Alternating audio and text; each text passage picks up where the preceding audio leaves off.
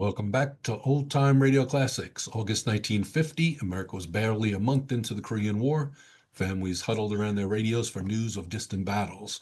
But on this Friday night, NBC offered something different, a journey to Mars. Ray Bradbury was just 29 years old, but his Martian Chronicles had already captured the imagination of a nation looking skyward. Ernest Kinoy adopted the sprawling novel into a half hour of pure wonder. What makes this episode remarkable is its ambition. Rather than adapt a single story, Kinoy compressed multiple tales into one sweeping narrative.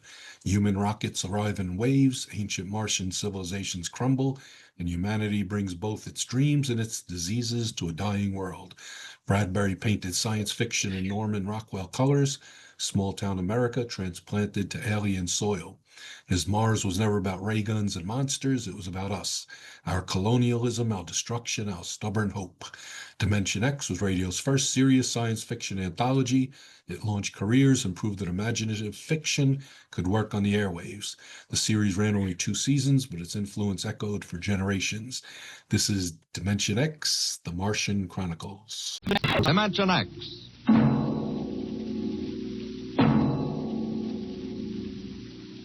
Tonight, Dimension X presents The Martian Chronicles, a dramatization of the new novel by one of our most brilliant young science fiction writers, Ray Bradbury.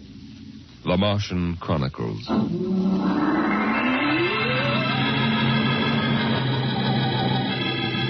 January in the year 1999. 1 minute it was Ohio winter with doors closed, the panes blind with frost, icicles fringing every roof, children skiing on snowy slopes. And then a long wave of warmth crossed the small town, a flooding sea of hot air. Bye, Mom. I'm going out. William McClellan, you come back here. You know you can't go out in winter without a coat. You want to catch your death of cold? But it isn't cold. It's warm outside. It's rocket summer. Rocket summer? You know, like Indian summer. The rocket lay on the launching field, blowing out pink clouds of fire and heat, cracking the icicles, melting the snow, making summer with every breath of its mighty exhausts. It seared the faces of the watching crowd and drove them back. And then they saw the red fire and heard the big sound as the silver rocket shot up toward Mars and left them behind on an ordinary Monday morning on the ordinary planet Earth.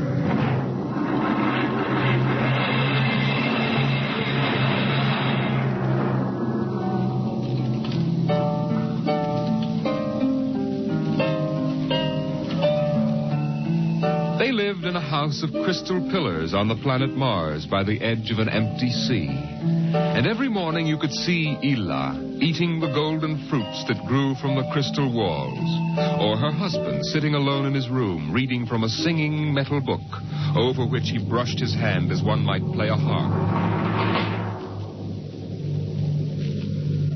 Ela and her husband were not old. Once they had liked painting pictures with chemical fire, swimming in the canals when the wine trees filled them with green liquors, and talking into the dawn together. But no more. Marriage sometimes makes people old and familiar while still young. And Ela was not happy now. This morning she sat dreaming between the crystal pillars and wished that somehow a miracle might happen. And then suddenly... Ela... Did you fall? No. I thought I heard you cry out. Did I? I was almost asleep and had a dream. In the daytime? You don't often do that. Strange. How very strange. I dreamed about a man. A tall man. 6 feet tall. Oh, how absurd. He'd be a giant, a misshapen giant. I know. And yet somehow he looked quite handsome. He was dressed in a strange uniform. And he came down out of the sky in a long silver craft. Out of the sky? What nonsense. And he spoke pleasantly to me in another language. But somehow I understood him with my mind. Telepathy, I suppose. Oh, really, Ela? And he said, I've come from the 3rd planet in my ship. My name is Nathaniel York. A stupid name. Whoever heard of a name like that? Perhaps they have names like that on Earth. That's ridiculous, Ela. Everyone knows the 3rd planet is incapable of supporting life. There's too much oxygen in their atmosphere. I suppose. But haven't you ever wondered if... Well, wouldn't it be fascinating if there were people there and they traveled through space in some sort of ship? Really, Ela? You know I hate this emotional wailing. Now, let's get on with our work.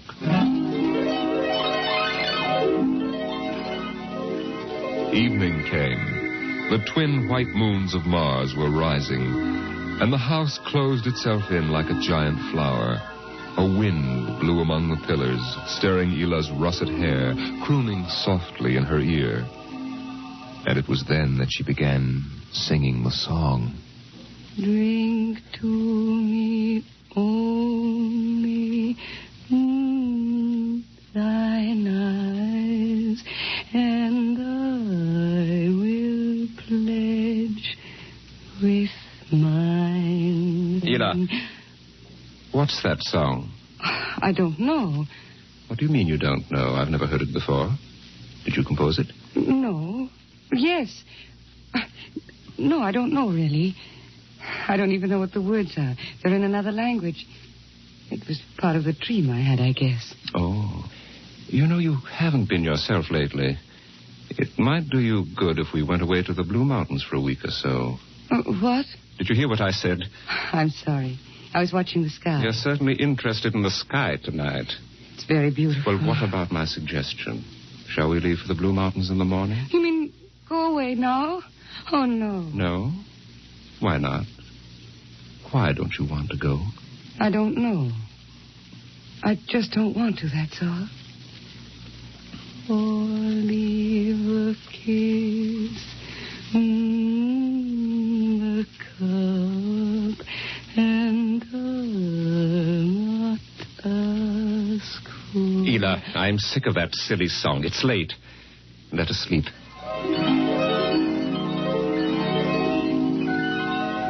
From the crystal walls poured a soft carpeting of mist to support Ela where she lay down to sleep. But through the night she tossed restlessly until just at dawn the dream recurred. Ela, wake up. What? Oh, what is it? You've been dreaming again. You talked in your sleep. Did I? Yes. What were you dreaming? Oh, the ship. It came from the sky again. And the tall man stepped out and talked with me. Telling me little jokes and laughing.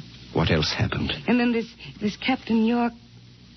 Oh, I can't. It's all so silly. Tell me. He said I was beautiful. And then he kissed me. I thought so. What else? Why, Eel, you're so bad-tempered. It's only a dream. Is it? You know I can read your mind. You can't keep secrets from me. Well, all that happened was this Captain York told me... Well, he told me he'd take me away in his ship into the sky. Take me back to his planet with him. It's quite ridiculous, really. Ridiculous, is it? You should have heard yourself. Fawning on him, talking to him, singing with him all night. In your dream, he landed in Green Valley, didn't he? Please. And he told you he was coming today. Yes. But what's come over you? It was only a dream. You can't be jealous of that. No, I suppose not. Forgive me. I'm being childish.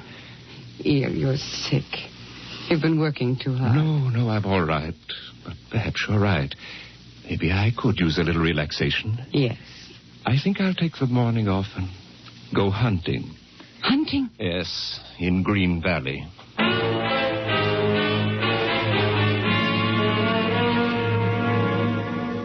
Numbly, she watched him go to a closet and draw forth an evil-looking weapon.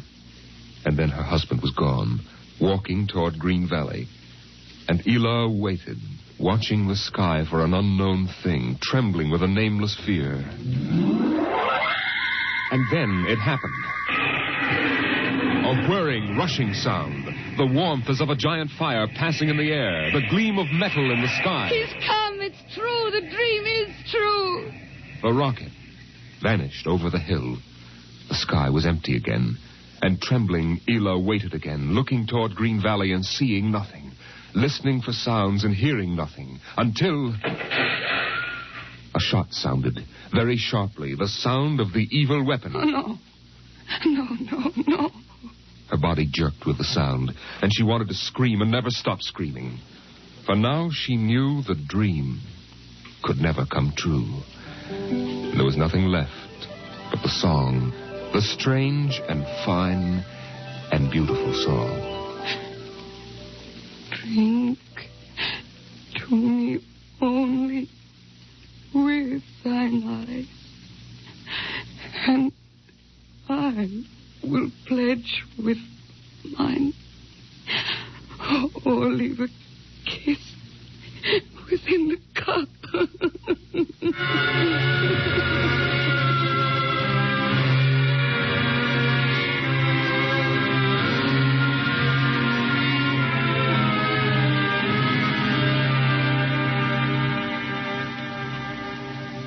But still the rockets came. The next ship came down from the stars and the black velocities and the silent gulfs of space and landed by night near a Martian city. The men made their way to the outer rim of the dreaming city, and then Jeff Spender went in to reconnoiter while the others watched and waited for something to stir in the haunted city, some gray form to rise, some voice to break the unearthly stillness. Where were the people? Where were the Martians? Nothing stirred to disturb the silence until... Halt! Who goes there? Don't shoot! Hold it, Parker. It's Spender and his party. They're coming back. Captain Wilde! Over here. Well? Captain, we've searched the city. People were living here last week. People? Martians. Where are they now? Dead. Dead. What did they die of? You won't believe it, Captain. Chickenpox. Good Lord, no. Yes. No resistance to an Earth disease, I guess. So the other rocket did get through to Mars. It looks like it, Captain. God only knows what the Martians did to them. But at least we know what they did to the Martians. You mean they're all dead? Yes. This planet is through. Hey, you hear that, guys? We're safe. Break out a bottle, Cookie. Let's have a drink to celebrate. Stop it, Parkhill. Put down that bottle. What's eating you, Spender? The planet's ours now. We got a christener, don't we? I christen thee the city of... I christen... Hey, Park Hill City, huh? Park Hill, I warned you. All right, Spender, that's enough. That'll cost you a $50 fine. Cookie, McClure, take care of Parkhill. Spender, you come with me.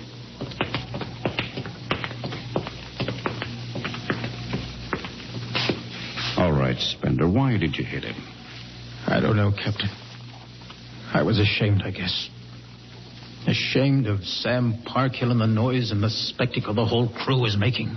It's been a long trip. It's only natural they'd want to have their fling. Yes, but where's their sense of what's right? Their respect for what's happened here? Captain, a race builds itself for 1,000,000 years, refines itself, builds cities like this one, does everything it can to give itself respect and beauty, and then it dies. Of what? Not anything fine or majestic or fitting, but a dirty little thing like chickenpox. And Sam Parkhill wants to celebrate. I know, Spender, but you've got to remember you've a different way of seeing things. I'm seeing things all right. I'm seeing what we'll do to Mars.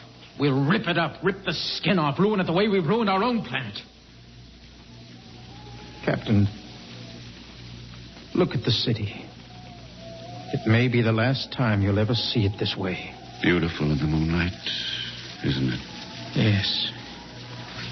There's a poem by Byron that describes it, and how the Martians would feel tonight, if there were any of them left. So we'll go no more a-roving so late into the night. Though the heart be still as loving and the moon be still as bright.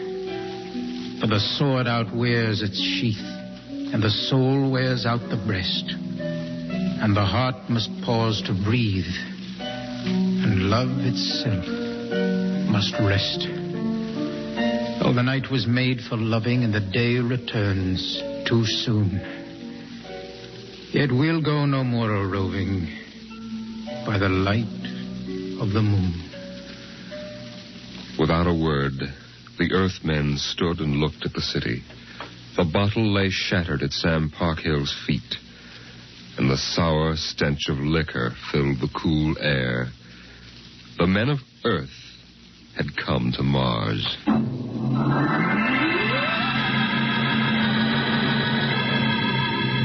The men of Earth came to Mars. They came because they were afraid or unafraid, because they were happy or unhappy, because they felt like pilgrims or did not feel like pilgrims. The government posters screamed, "There's work for you in the sky. See Mars." And the men shuffled forward, all kinds of men, all coming for different reasons. The rockets came like drums beating in the night. They came like locusts swarming and settling in blooms of rosy smoke. Mars was a distant shore, and the settlers spread upon it in waves. First the pioneers and builders, then the people of civilization. Some came because they were afraid of a coming war on Earth. Some came because they were afraid of nothing. Some came to escape from the smell of the subways and the cabbage tenements. And some came from houses like the one in Ohio. It was a good house, the house in Ohio, and for 6 years the family had lived there contentedly, enjoying music and poetry and the rich, warm things of life. For the house had been built to be lived in the year 2020. It contained all the latest automatic devices, from talking book recorders to singing clocks. Tick-tock, 7 o'clock, time to rise, open your eyes. Tick-tock, 7 o'clock, time to rise, open your eyes. As the family rose and dressed, the beds whirred electronically and made themselves. In the kitchen, the stove sighed and ejected from its warm interior 8 eggs, sunny side up, 12 bacon slices, 2 coffees, and 2 glasses of milk. 7-9, breakfast time. Come and dine. 7-9. Beside the breakfast table, the facsimile machine clacked and deposited the morning paper on the table. The headlines today spoke ominously of the danger of a coming war, and the man frowned as he read the news. Today is August 4th, 2026.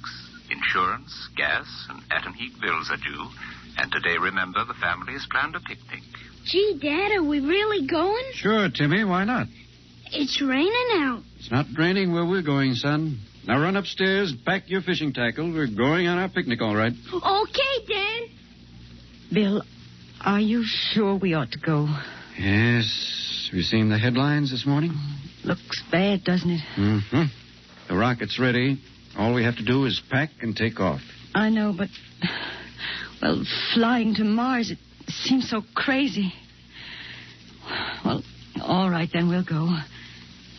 Should we tell the children why we're going? No, not yet. Let them enjoy the picnic.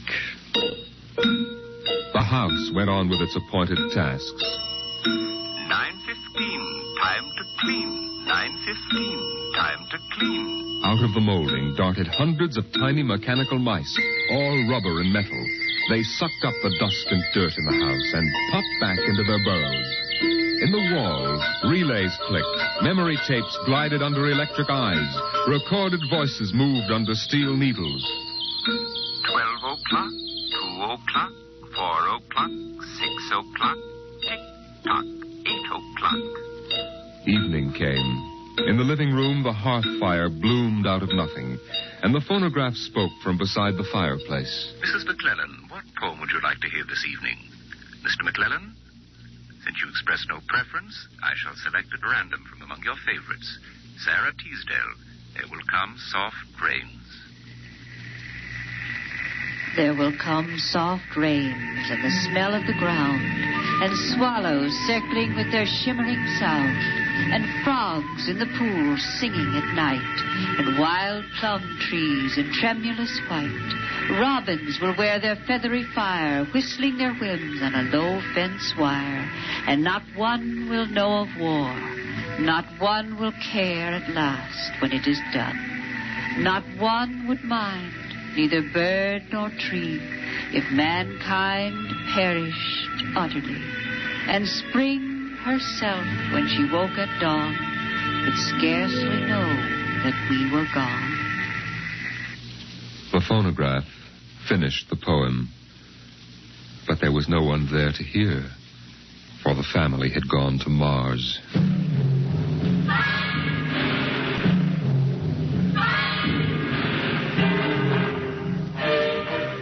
On the Martian desert beside the highway, there rose a blare of red and yellow neon lights that spelled the death of Jeff Spender's dream. Sam's hot dog stand is what the sign read. And Sam, of course, was the same Sam Parkhill who had fought with Spender years before. 10,000 rockets were reported leaving soon for Mars, with 100,000 hungry customers. And Sam wanted to be ready for them. Hey, look up there, Elmer. Huh? See that green star up there? That's Earth. Good old wonderful Earth. Makes you feel almost reverent, don't it? Yeah. Send me you're hungry and you're starved. Something. That's a poem I learned at school. Come on, Earth, send me your rockets. Here's Sam Parkhill with the only hot dog stand on Mars. Sam, what if the rockets don't come? What if there's a war on Earth? Don't worry, they're coming all right. Ain't nothing gonna happen to spoil my plans, baby. I figured it all out. Sam! Hey, Sam, look up there. Earth! Oh, what? Oh, no. It's catching fire. It's burning. Oh, no, that can't be Earth. Elmer, they can't do this to me. I got all our money invested in this place. Go ahead, Sam. Switch on more lights. Turn up the music. Get the hot dogs on the fire. There'll be another batch of customers coming along in about 100 million years. Oh, no, it couldn't be. What a swell spot for a hot dog stand. Let you in on a little secret, Sam. This looks like it's going to be an off-season.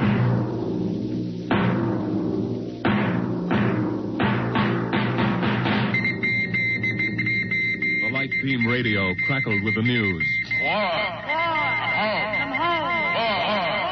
By morning, the shelves of the luggage store were empty, and the rockets were blasting off, headed back to Earth. In a few days, everyone was gone, and the planet of Mars once more lay deserted and silent.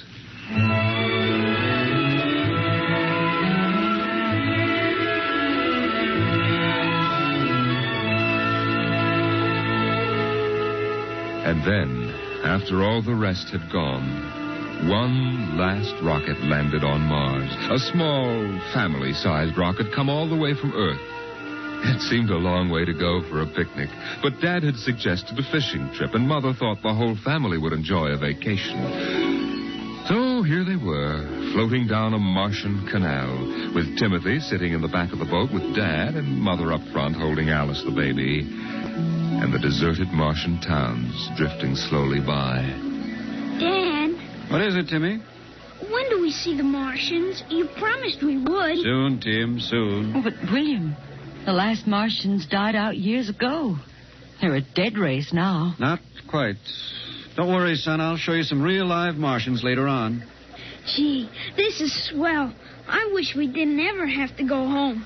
How long can we stay? 1,000,000 years. 1,000,000 years? Yes. It's time we told you, son. We're not going home. This is where we'll live from now on. But what about the rocket? What about Ohio? There's nothing there now but ruins. The last Earth radio just went off the air. That means the war is over and Earth is finished. We're going to blow up our rocket and start all over. See if we can't build a better world up here. You mean Mars is going to be our home? Yes. I hope you don't mind too much. No, sir. But what about the Martians? When do we get to see them? There they are, son. Look down at the water. I don't see anything there. Beside the boat. Look at the reflections in the water. But that's us down there. Just you and me and Mom and the baby. Yes, son. You see, we're the Martians now.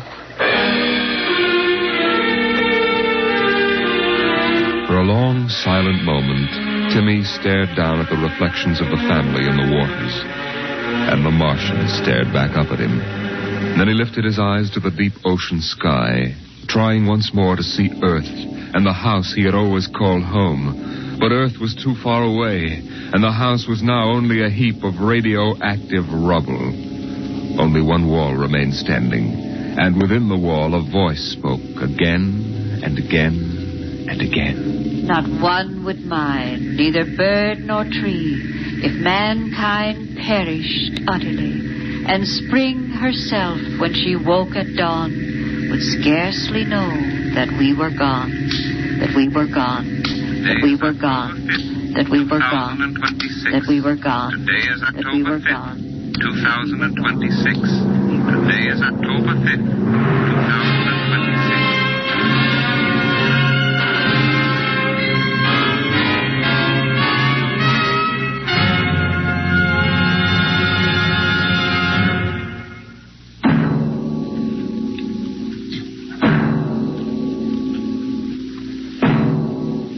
You have just heard The Martian Chronicles, a dramatization of highlights from the new novel by Ray Bradbury. The world of Dimension X.